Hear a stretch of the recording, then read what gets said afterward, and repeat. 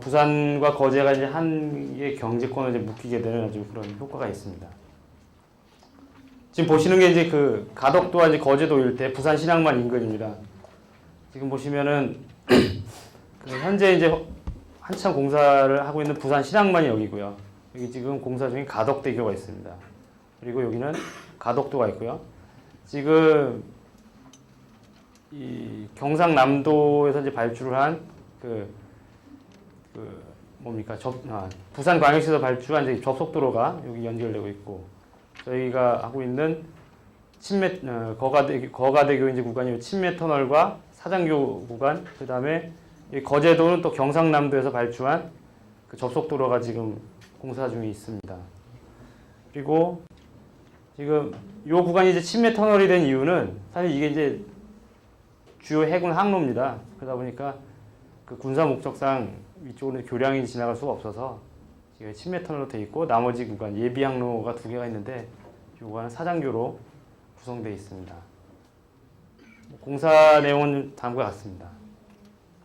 그래서 이거는 사장교 3.5km인데 이제 주 예비 항로에 주 예비교가 1.87km, 부 예비교 1.65km, 친매터널 3.7km고, 그 가운데 이제 섬이 하나 있는데 거기 육상 터널이 1km짜리가 있습니다. 출자자는 이렇게 한 약 7개 회사 되고요.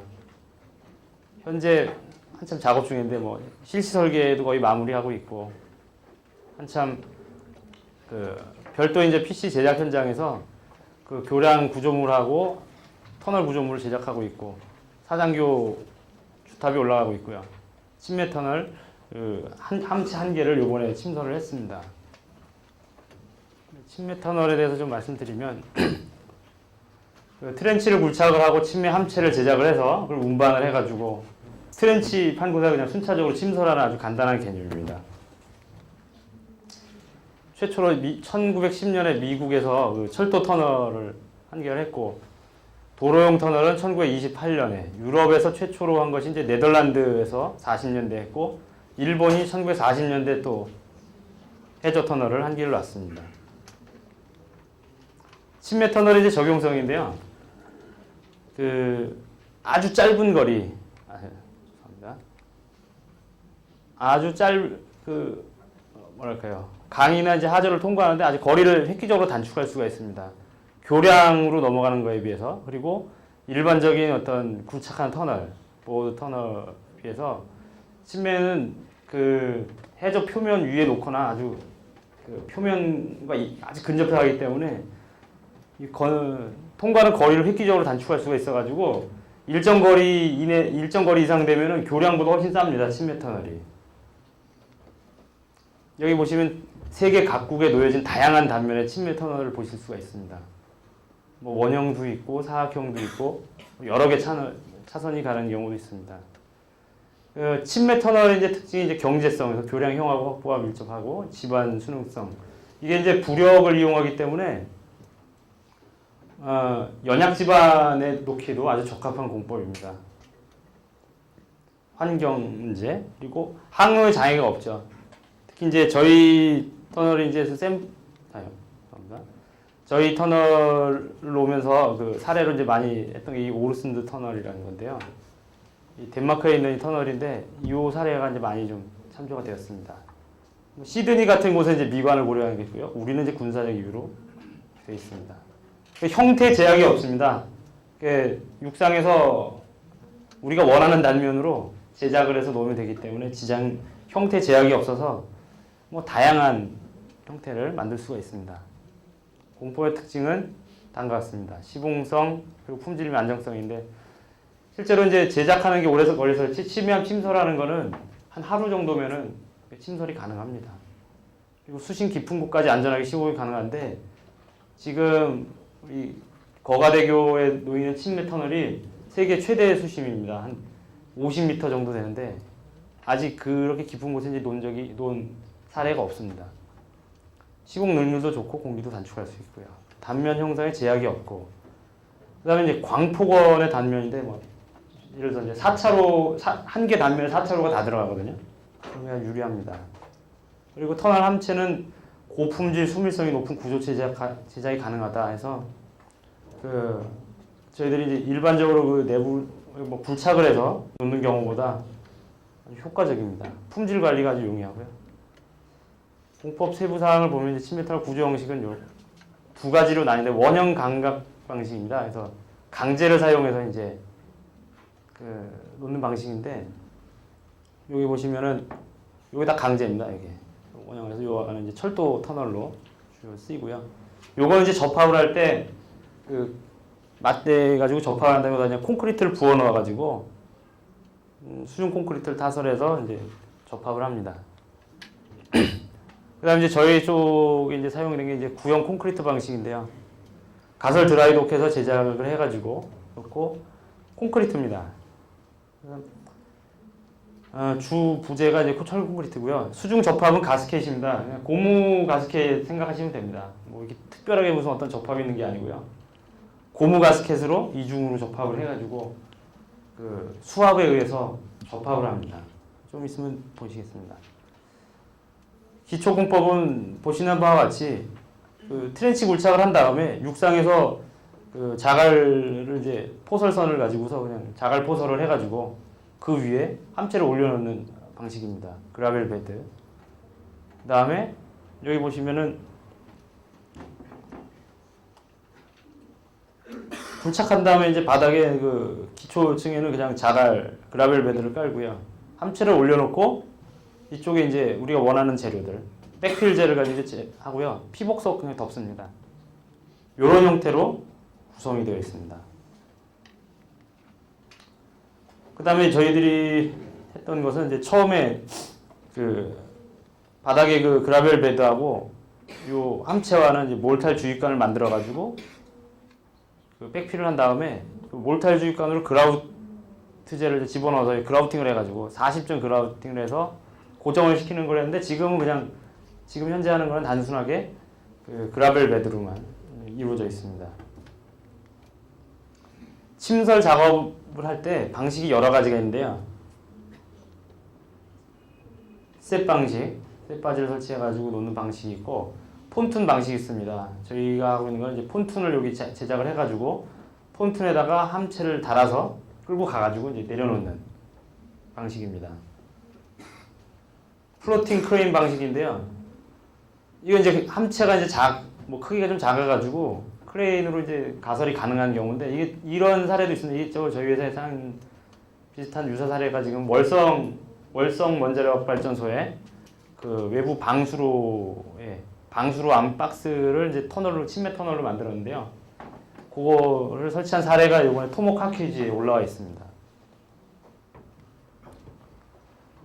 함체를 제작 예인해서 이제 침설을 하는데 폰툰 및 발라스트 시스템을 사용합니다. 침설할 때는 침매함 내부에 발라스트 탱크에다가 물을 집어넣어서 그 물 무게를 가지고서 이제 이렇게 조절을 합니다. 그래서 물을 가득 채우면 이제 뭐 가라앉고 발라스트 탱크를 몇 개를 놔가지고 물의 양을 가지고서 무게를 조절해서 우리가 원하는 각도와 원하는 위치로 조정을 해서 침설을 하고요. 위치 조정은 폰툰에서 침매함 양측에 이제 연결된 와이어를 가지고 하는데요. 아주 단순합니다. 그리고 위치 측량은 뭐 당연히 이제 GPS 사용하고요. 그리고 소나 사운딩 이용하면서 그 함체와 함체 그리고 함체와 육상 여기 보시면 여기 이제 측량 타워하고 뭐 이게 측량용 그리고 작업용 타워인데요. 여기서 이제 측량을 해가지고 위치를 잡습니다. 접합 방법은 아까 보셨던 원형 감각 방식은 이제 이런 식으로 만듭니다. 예.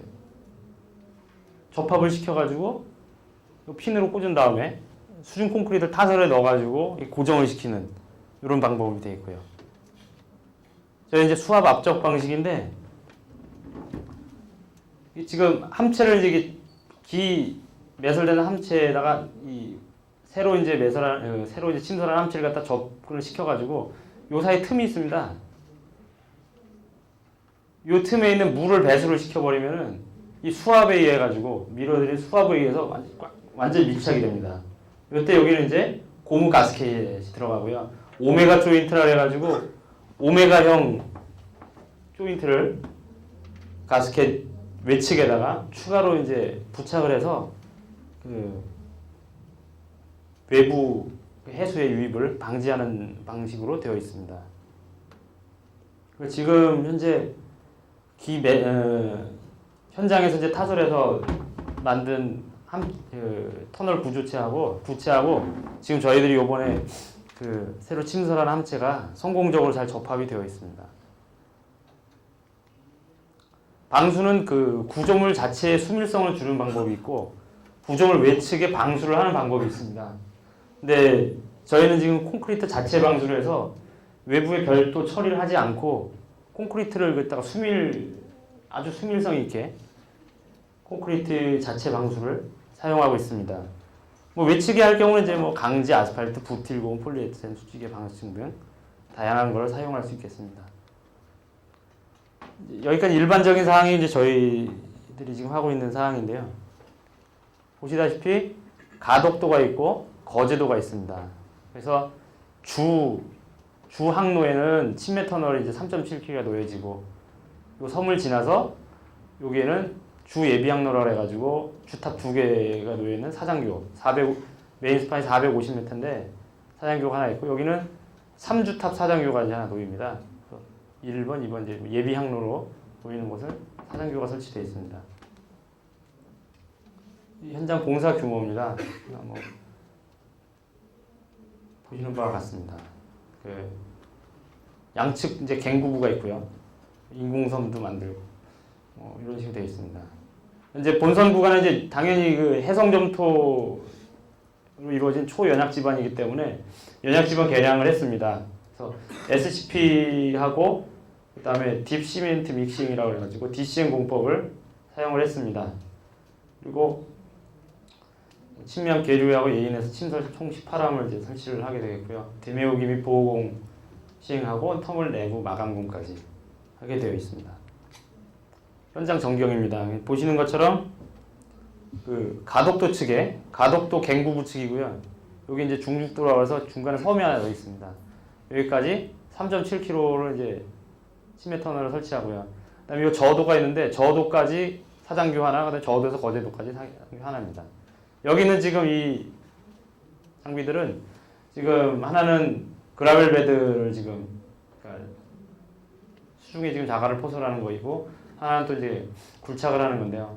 수중에 자갈을 포설할 때 오차가 플러스 마이너스 40mm입니다. 연약지반 처리가 되겠습니다. 침해 터널 기초 지반 보강 방법인데요. 세 개로 해서 사석 치환하는 구간이 있습니다. 해저 준설하고 안반 굴착해서 바로 굴착 후 사석 치환해가지고 침해 터널 안 치는 구간이 있고 DCM이런데 CDM이에요.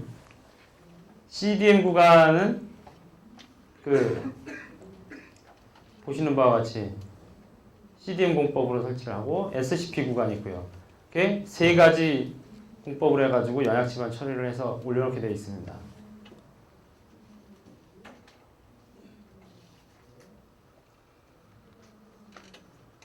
시멘트 딥 믹싱, 딥 시멘트 믹싱 혼용되고 있습니다.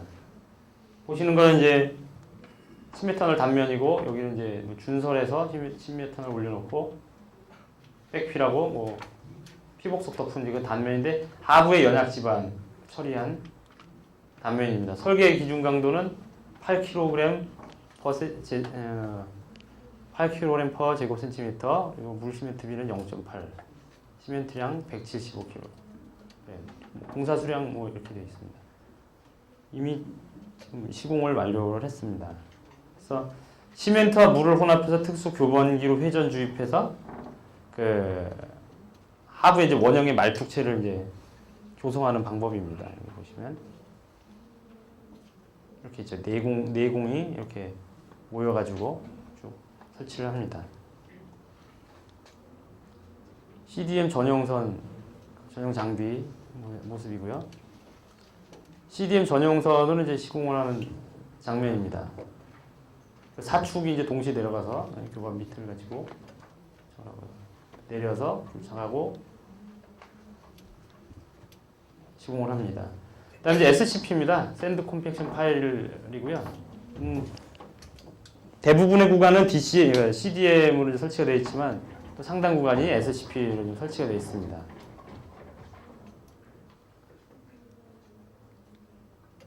SCP 전용선 전경이고요. 시공하는 장면이죠. SCP 시공 방법 보신 것 같습니다.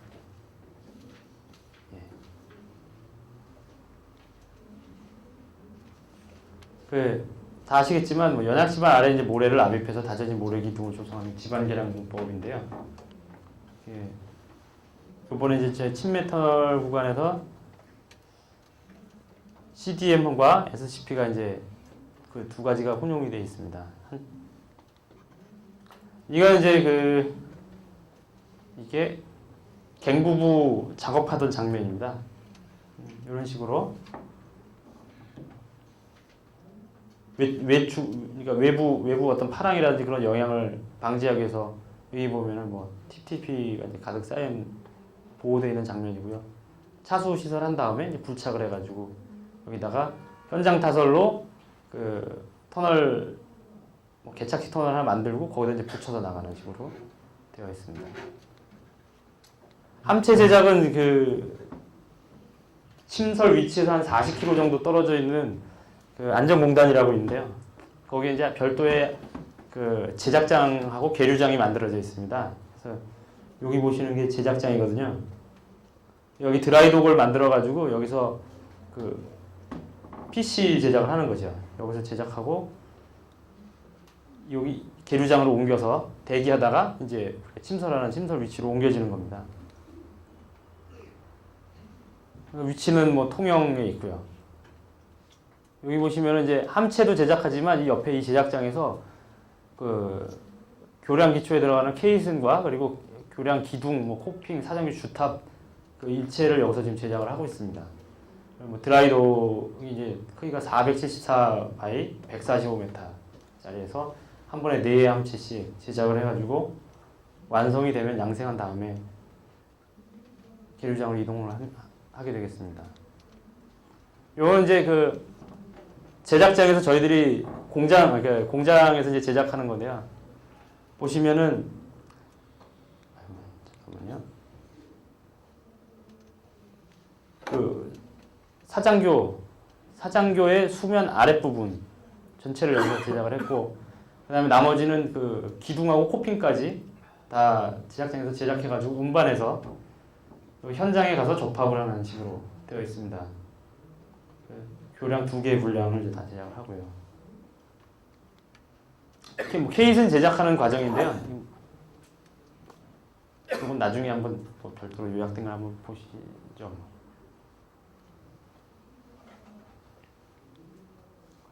친밀한 제작 현황인데 이제 드라이독이 이렇게 생겨 있습니다. 드라이독 평면도고요. 한 번에 180m에 180m 한 29.5m 되는 함체. 이걸 이제 4개를 제작을 할 수가 있습니다. 이쪽에 격벽이 있어서 다 완성이 되면은 물을 집어넣어 가지고 함체를 부상시킨 다음에 이제 하나씩 이제 끌어내는 거죠. 여기 색깔이 알록달록한 거는 저희가 공사하던 도중에 이제 공정 추진 현황을 이제 체크하라고 나온 거고요. 침매 함체 제작하는 이제 방법입니다. 그래서 보시면은 순차적으로 한 개 22.5m 한 개 스판씩 해가지고 총 8개 스판으로 이제 구성이 되어 있습니다.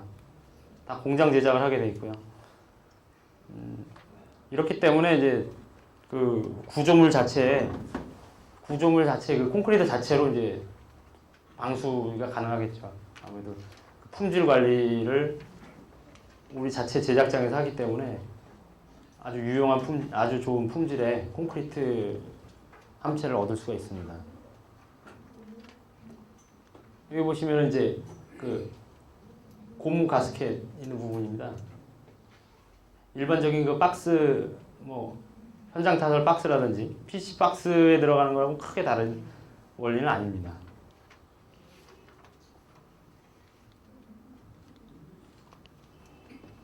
침설 관련해서 이제 주요 공정 진행 순서입니다. 그래서 뭐 업체 이름은 제가 그냥 공공개발로 이렇게 만들었는데요. 준설해가지고 뭐 골재를 가지고 기초 포설하고, 그 다음에 한쪽에서는 또 이제 침설 폰툰하고 EPS라고 해가지고 저희들 별도 침설 장비를 제작해서 그 침설 함체에다가 이제 함체 내외부의 의장 준비를 마치고 운송해서 침설한 다음에 락킹 백필 시행하고요. 보공 및 내부 작업을 시행을 하게 되어 있습니다. 요 각각 이제 색깔로 한 거는 저희들이 이제 그 전문 업체들 그 작업 워크 스코프를 구분한 겁니다.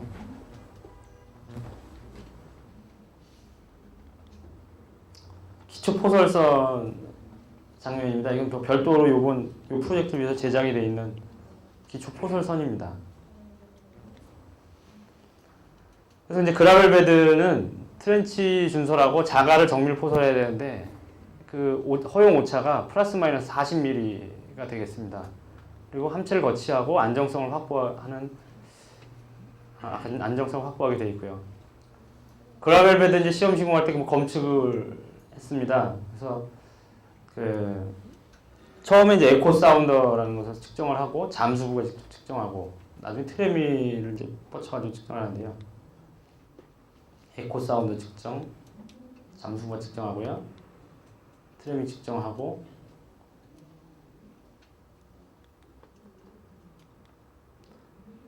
이제 잠깐만요.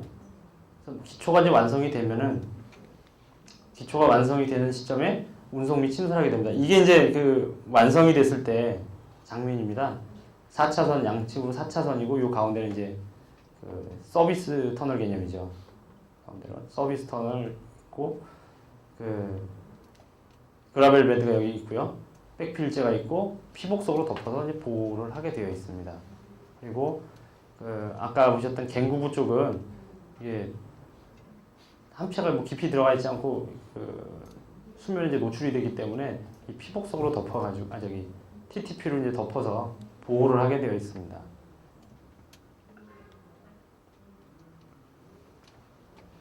복잡한 얘기가 나오는데 죄송합니다. 그 파랑 조건이 이제 제일 중요합니다. 특히 그 바람에 의해서 이제 일어나는 바람에 의한 영향과 그다음에 이제 외해에서 오는 그 심해파의 영향 이 두 가지를 좀 고려해야 되는 문제가 있습니다. 함체 규모가 이제 워낙 큽니다. 180m 연장이 180m고 그 하나당 무게가 약 47,000동 정도 되는 거기 때문에 그 함체에 작용되는 파력이 굉장히 크게 작용을 하게 됩니다. 그러니까 침설해 놓은 상태에서 위쪽에 파도가 쳐가지고 좌우 수위가 조금만 바뀌어도 심하게 그 이동을 하게 되기 때문에 굉장히 좀 정밀하게 시공을 해야 되는 어려움이 있습니다. 그래서 한 달에 그 작업 가능한 날짜가 침설이 가능한 날짜가 한 5일 정도밖에 되지 않는 뭐 그런 상황입니다. 그래서 침설 시기 예측 및 단계별 작업 진행 의사결정 판단이 굉장히 중요하기 때문에 그 저희들이 네덜란드 현지에 있는 그 침설 전문 업체와 항상 화상회의를 하면서 침설 시기를 갖다 결정을 하게 되고 이때 사용되는 기상 데이터는 이 해역에 50년간의 그 기상 데이터를 가지고서 저희들이 분석을 해서 향후 5일간의 기상을 예측하고 파랑과 파고를 예측하는 그 자체 시스템을 가지고서 시공을 하고 있습니다. 여기 보시면은 별도 침설 장비 EPS 시스템이 좀 이따 나오는데 별도 그 장비를 개발을 했습니다. 그래서 그 정밀하게 이제 그 위치를 잡을 때 수중에서 정밀하게 위치 잡는 그 시스템을 개발을 했습니다. 그리고 바닥의 기초도 그 그라벨 베드를 적용했기 때문에 자갈 포설을 하고 그걸 자갈 포설 검측해서 그 위에 이제 함체를 올려놓는 방식을 택했기 때문에 침설 시간도 아주 단축을 했습니다. 공정 순서는 이제 침설과 관련된 공정 순서는 침내 함체를 운송하고 함체 임시 계류를 해서 아까 그 계류한 다음에 EPS하고 폰툰이라 그래가지고 아까 보시죠. 함체에다가 이제 침설할 수 있도록 부착을 한 다음에 한꺼번에 예인 운송을 합니다. 그래서 침매 함체를 침설한 다음에 보호공을 바로 실시를 해서 함체가 움직이는 것을 막고 고정을 시킵니다. 이제 침매함 예인 경로인데요. 이것도 지금 보시면 그 통영에서 이제 이 항로를 거쳐가지고 37km를 예인을 해가지고 그 침설 위치 가덕도까지 이동을 하게 됩니다. 지금 제작을 하고 해상에서 임시 계류를 했다가 이렇게 30km 이동을 해서 침설 위치에다가 침설을 하게 되어 있습니다.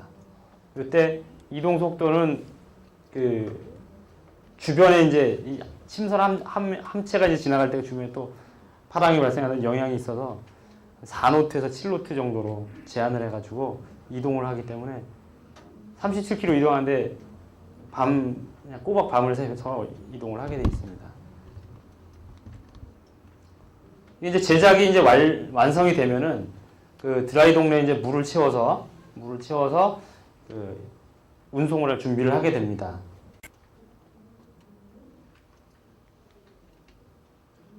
이제 가격벽 쪽에 이제 그 구멍을 이제 해수 유입하는 이제 구멍을 해서 해수를 집어넣는 장면이고요. 이거는 이제 물을 이제 가득 채우면 해수를 가득 채우면 이제 침매 함체가 이렇게 뜨게 돼 있습니다. 그래서 임시 계류장으로 지금 이제 이동을 시키는 장면입니다.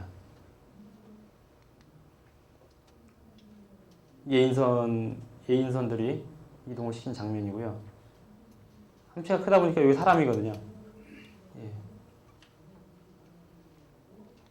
그래서 이제 지금 임시 계류장에 이제 해상에 이렇게 4개가 네 함체가 이제 지금 이제 계류를 해 있고, 지금 현재 요 하나는 이제 이동을 했죠. 3개 남아 있고요.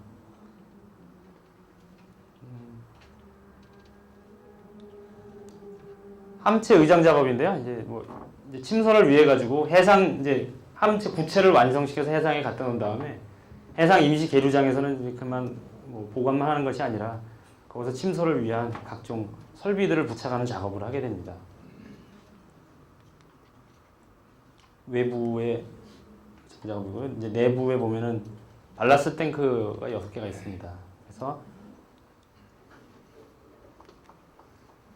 보시면 이제 발라스트 탱크와 그다음에 기타 이제 물을 집어넣는 각종 밸브라든지 여러 가지 설비들이 이제 놓여지게 되어 있습니다.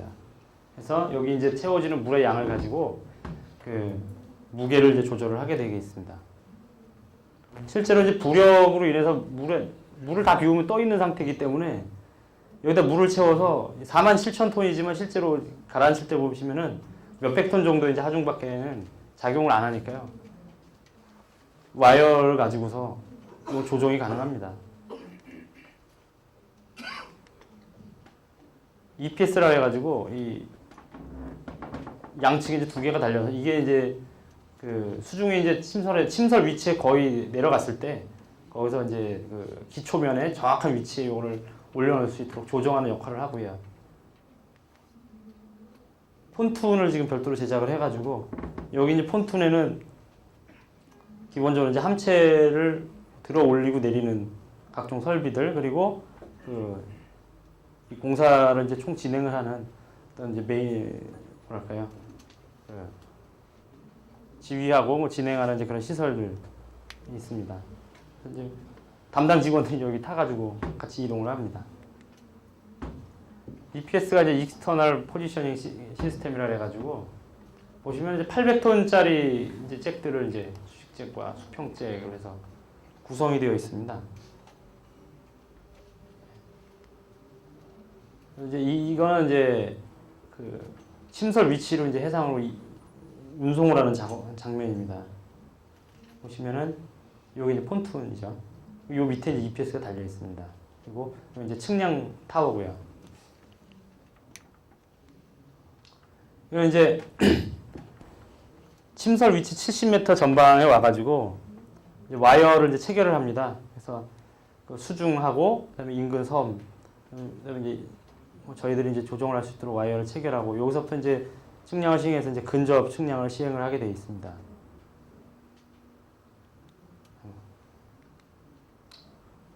원거리 측정은 이제 GPS를 설치해서 이제 하고요.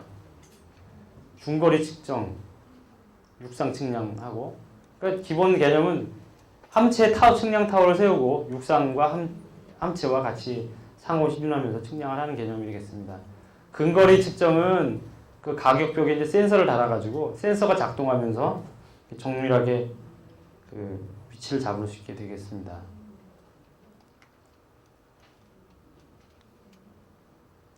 침맹 함체가 이제 하강할 때는 뭐 발라스트 탱크 안에 이제 물을 집어넣어서 주수해가지고 부력을 상쇄시켜서 딱 900톤 정도 하중을 해가지고 하강을 시키고요.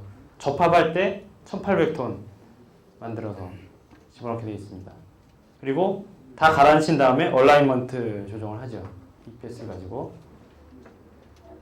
굉장히 이게 함체가 47,000톤이지만 이 부력 때문에 실제로는 그렇게 47,000톤 하중을 움직이는 그 정도 힘이 들어간 게 아니고 800톤 정도 800에서 한 1800 정도 움직이는 정도의 힘이면은 요게 침설이 가능하겠습니다.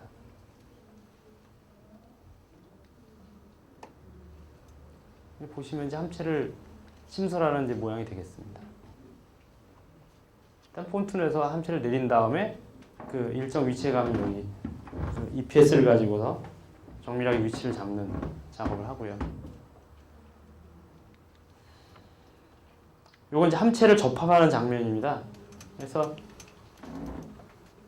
여기 보시면은 그 함체가 이제 미리 딱 자기가 원하는 위치에 정확히 접합이 될 수 있도록 요철을 두어서 근접하게 되면은 양쪽 기 설치한 함체와 신설한 함체 사이에 함체 사이에 서로 이게 요철을 이제 맞닿을 수 있도록 와이어와 각종 장비를 이용해 가지고 서로 당기는 겁니다.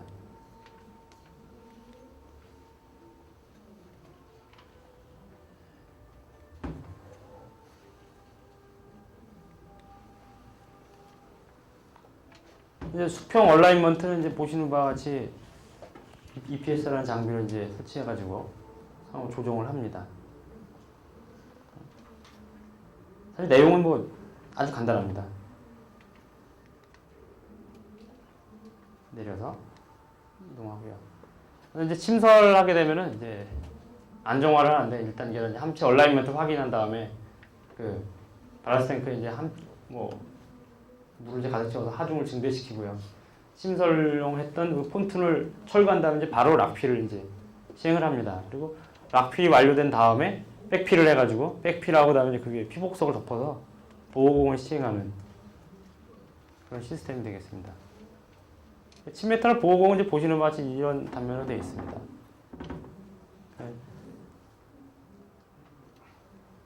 굳이 뭐 설명 안 드려도 딱 한눈으로 보시면 아실 겁니다. 백필 그리고 뭐 각종 이제 피복석하고 이런 것들로 어쨌든 함체를 고정을 시킨 다음에 그 외측의 파랑이라든지 그 조류라든지 이런 영향에 대해서 함체를 고정을 해야 되니까요. 보호공을 이제 시행을 하면 되겠습니다. 그다음에 이제 아까 말씀드렸던 그 침매 함체를 이제 구성을 하게 되는 게 이제 콘크리트로 이제 구성이 되는데 저희들이 이제 그 목표 내구 연한이 이제 100년입니다. 그래서 100년 수명의 고내구성 콘크리트를 어떻게 만들었는가에 대해서 잠깐 설명을 드리고 마치겠습니다. 듀라크리트 모델이라는 걸 적용을 했습니다. 듀라크리트라는 것은 구조물의 노출 환경 조건을 대상으로 해서 주요한 구조물 성능 저하 요인, 열화를 일으키는 아주 제일 핵심 인자를 도출을 해서 구조물이 목표로 하는 사용기간까지 충분히 저항할 수 있도록 콘크리트 설계하는 것을 말합니다. 구조물 성능을 기반으로 해서 실제 구조물 거동하고 실제 데이터를 사용해서 그 과거 자료들을 이제 취합을 해가지고 이걸 확률론적인 방법으로 해서 설계하는 방식이 되겠습니다. 여기 설치된 이제 듀라크리트 모델에 대해서는 이 구조물의 목표 내구 수명이 100년이었습니다. 내구 수명 100년이라는 게 뭐냐면 100년이 지나면 내구 연한 종료 시점 철근의 부식이 시작이 된다는 겁니다. 그런 이제 목표를 놓고 그 설계가 이제 들어갔는데 90% 신뢰도라는 이제 값을 집어넣어서 듀라크리트 모델을 적용을 했습니다. 요거는 100년이 경과하기 전에 철근이 부식될 확률이 10%밖에 안 된다는 것을 말하겠습니다. 그리고 이 침매 터널이라든지 사장교가 이제 설치되는 주변 환경 조건을 보시면 모두 다 해상에 이제 설치가 되다 보니까 주 열화 요인은 염해입니다. 염해에 대비하는 설계를 염해에 중점적으로 대비하는 설계를 해서 이 내구성 설계를 적용했습니다. 그리고 죄송합니다. 염해이기 때문에 염분이 콘크리트 구조물 외부에 침투해가지고 내부에 철근까지 도달하는 어떤 그런 시간이라는 개념을 해서 최대 염화물 확산 기술을 사용을 했습니다.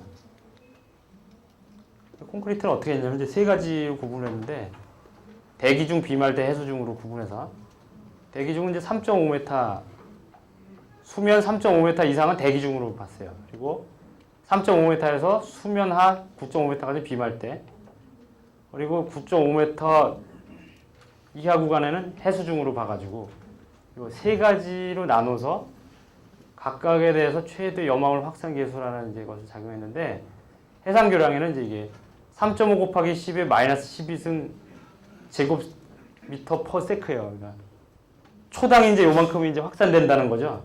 이걸 계산해 보시면은 100년 가도 이게 거의 그 피복 두께만큼밖에 염분이 이게 확산이 안 되거든요.